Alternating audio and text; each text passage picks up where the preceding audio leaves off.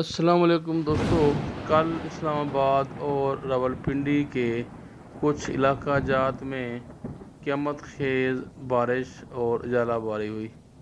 تو وہ بارش اور ژالہ باری اتنا شدید تھی، وہ صرف ایک موسمی تبدیلی بھی نہیں بلکہ غور و فکر کرنے والوں کے لیے ایک کھلا پیغام تھی۔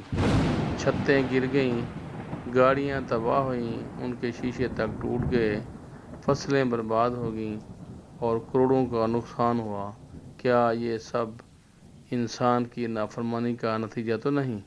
اللہ تعالیٰ فرماتا ہے، وَمَا نُرْسِلُ بِالْآيَاتِ إِلَّا تَخْوِيفًا، اور ہم نشانیاں صرف اس لیے بھیجتے ہیں تاکہ لوگوں کو ڈرایا جائے۔